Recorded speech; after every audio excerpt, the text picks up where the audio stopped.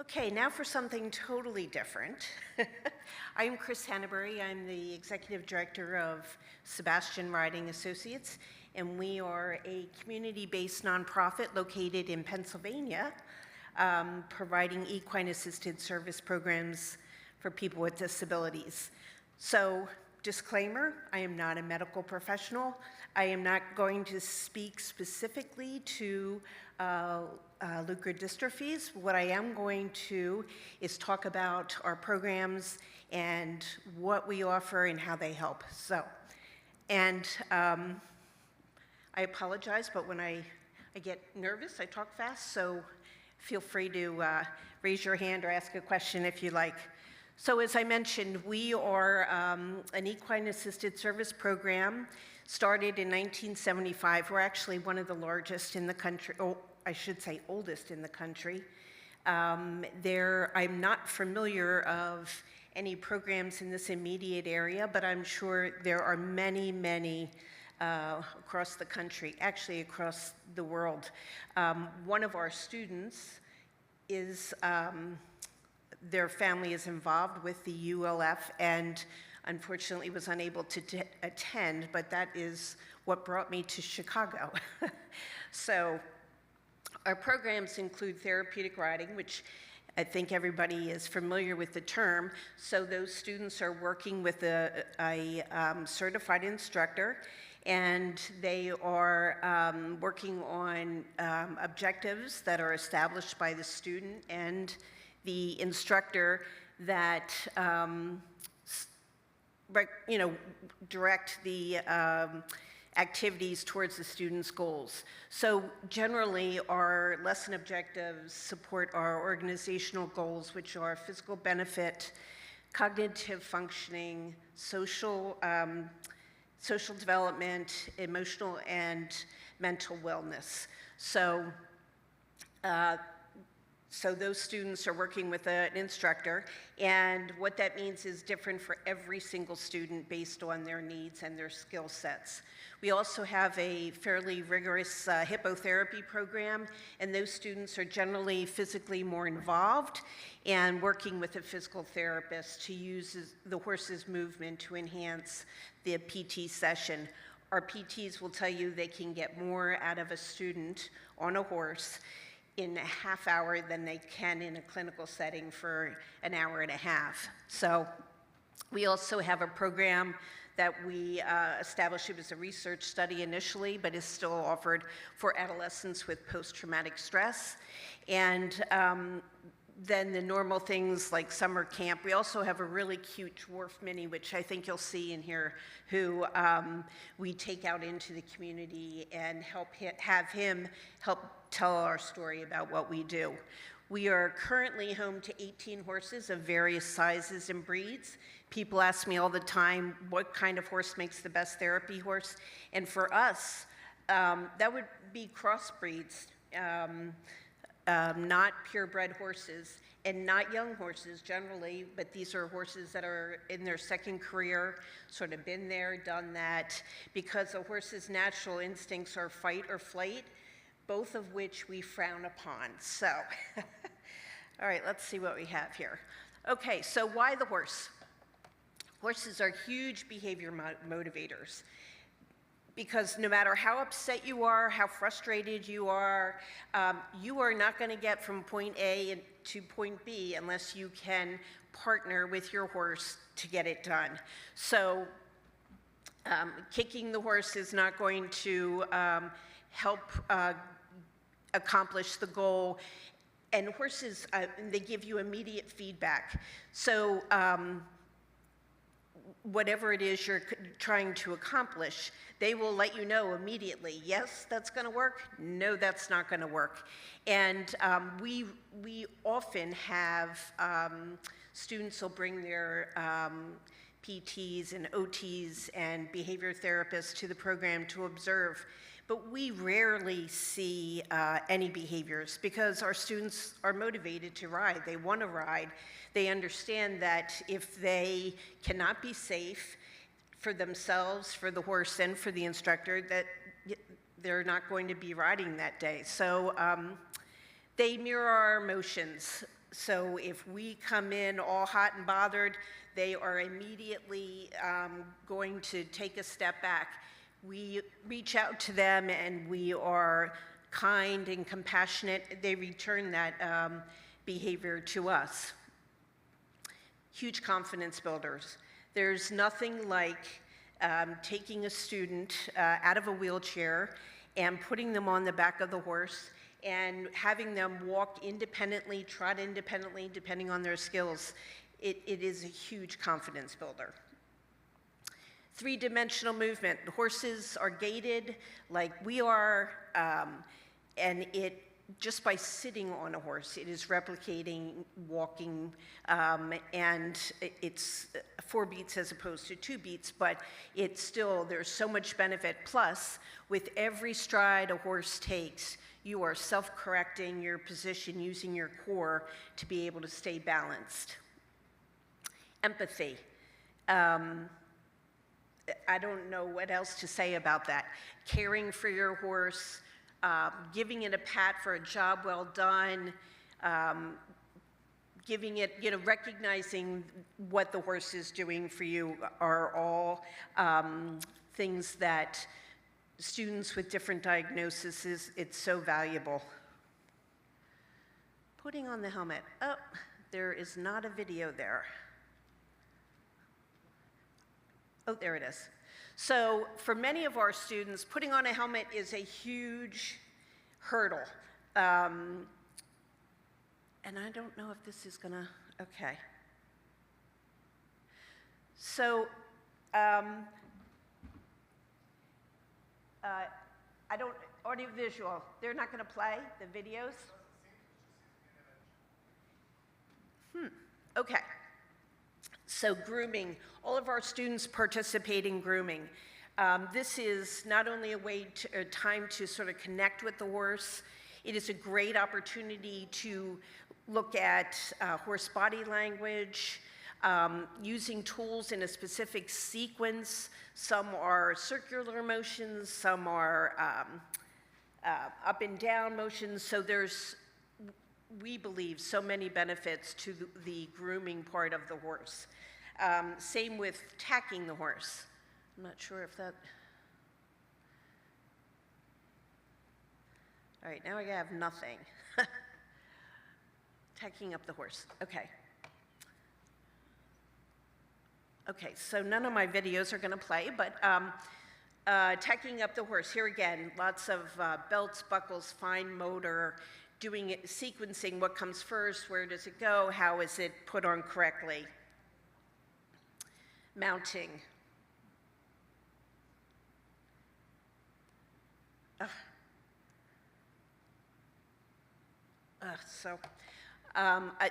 I apologize that these videos are not playing, but mounting, so having the student be able to gather themselves to be in a position to ask the leader if they're ready. The leader checks in with the horse, they get on, and being thoughtful to the horse, lowering your body weight rather than just slamming your weight down on the horse.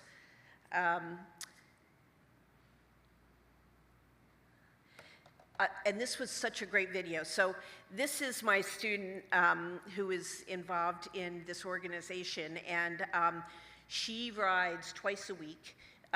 This is actually her horse that they donated to us because or have leased to us because they have not, the daughter needs more support with her riding. So, but just as I said, sitting on the horse as it's walking, horses give all kinds of feedback when they're walking, and you are self-adjusting with every stride.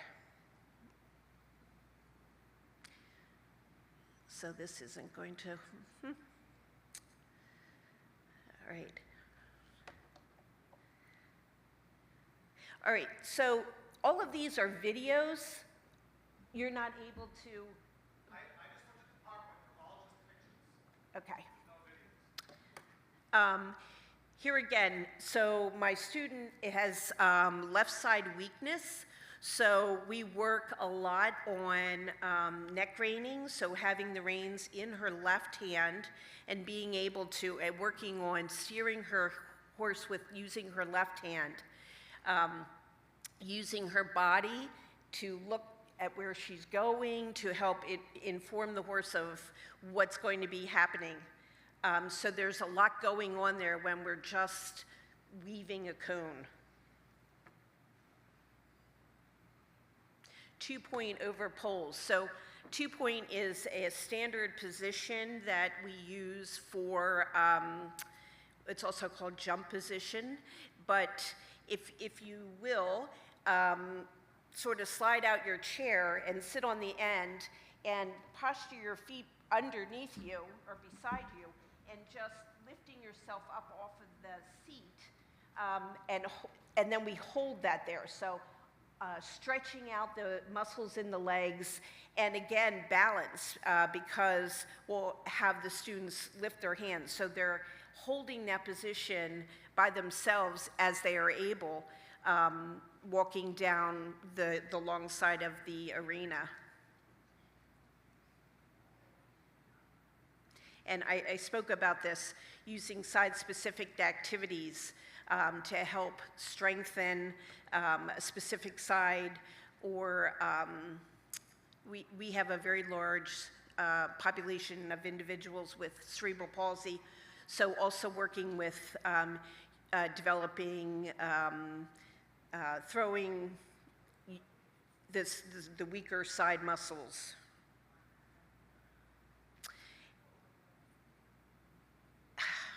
And this slide is meaningless without the video, so I apologize for that.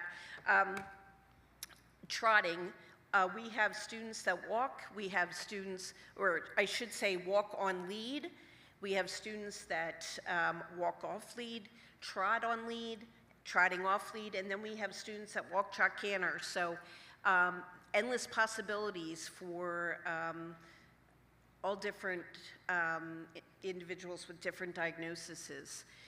Using counting, just using the horse's hoof beats to count, creating learning opportunities as part of the lesson.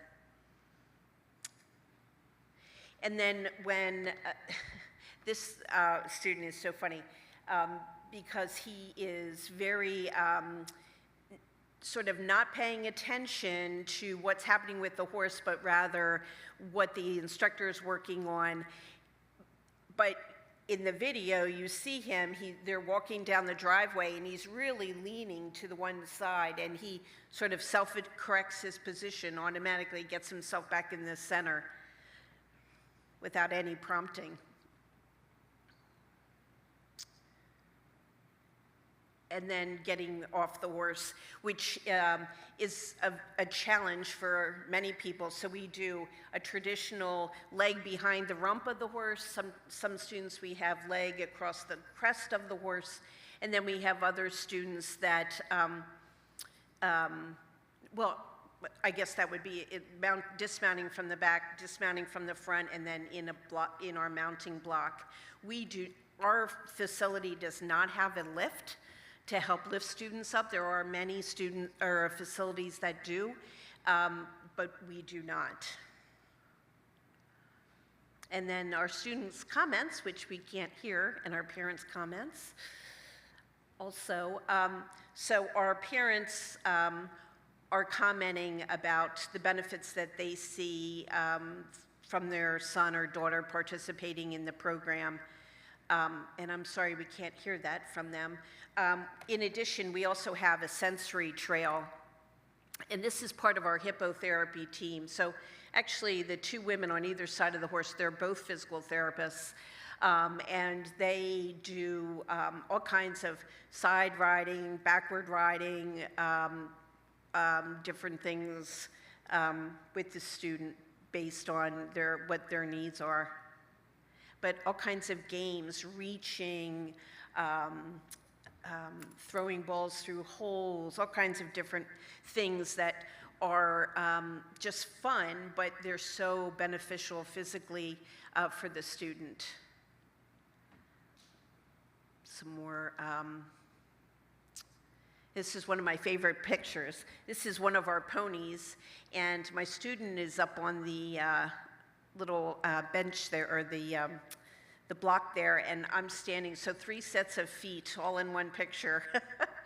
All right, so I apologize for the lack of the videos because they speak tons, but anybody have any questions or anything that I can elaborate on specifically for anybody?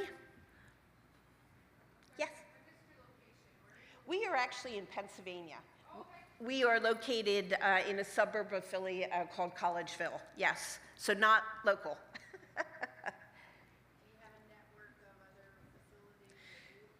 Yes, we are actually part of an international organization called PATH. Well, the acronym is PATH, the Professional Association on Therapeutic Horsemanship.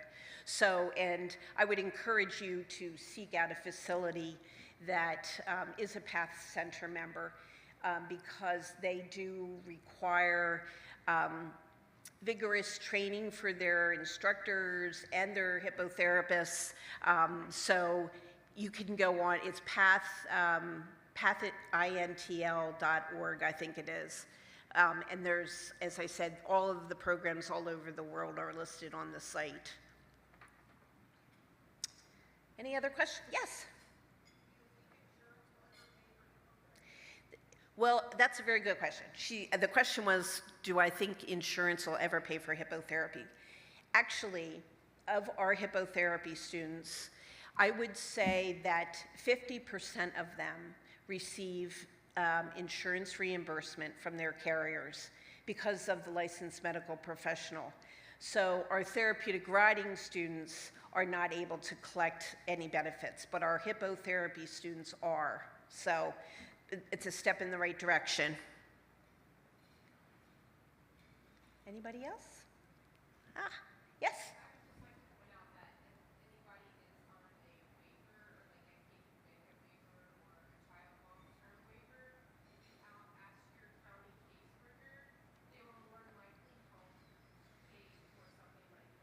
Well, actually, the waiver in Pennsylvania currently does provide some coverage for therapeutic riding.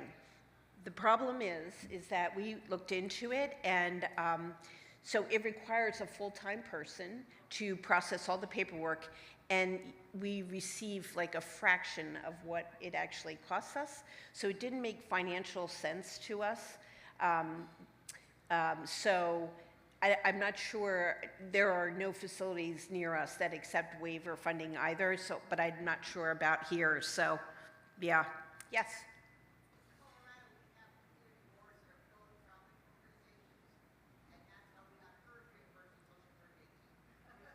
Well, and actually Colorado is the home of PATH, so they are very active in that state.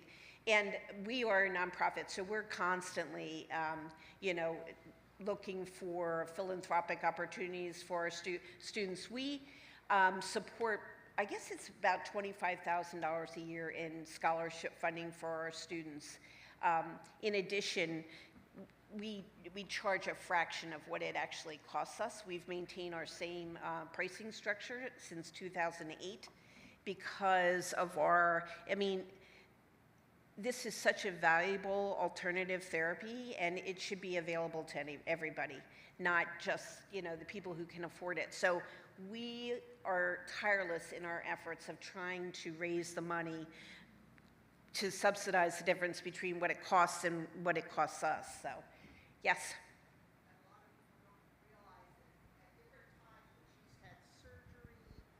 Something has happened where she cannot be on the horse, still just doing groundwork is mental health therapy. Absolutely. Just leading the horse around the property, leading the horse through obstacle courses, brushing the horse. I mean, that's still mental, I mean, that's her favorite place to be every week is horse therapy, so. And I failed to mention that we also have an unmounted program where it actually started out being sort of an educational and vocational program, learning things like equine first aid, horse sense, grooming, tack. So the idea being that students could participate in these programs, and it could transcend to employment into the community. But there's been, interest in it for just additional learning opportunities. There are a lot of students that want to be around horses, want to work with horses, but don't necessarily want to ride horses. So it's a perfect opportunity.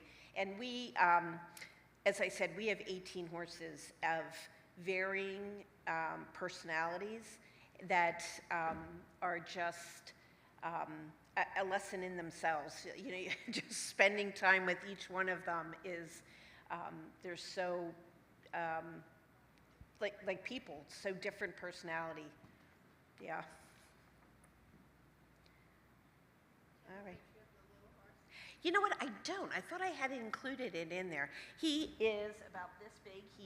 He's a miniature horse with dwarfism, so we don't know how long he'll live. Although, knock on wood, he has been very healthy, but he is now 14. We got him as a stallion, as a 3-year-old, as part of a package deal with a pony. And she brought him out, and we were like, yes, because he's just adorable. And but his job is harder than everybody else's because he goes out into the community with people, not with other horses. And right now, he is so busy. So he does literacy programs at several libraries in our area. He does a lot with senior living facilities, memory care, visiting. He has a whole gamut of tricks that he performs, and is just a lot of fun to be around. And gala openings, all kinds of stuff. He has a better social calendar than I do. So it's really a fun way of helping, spread the word. So. All right. Well, thank you very much.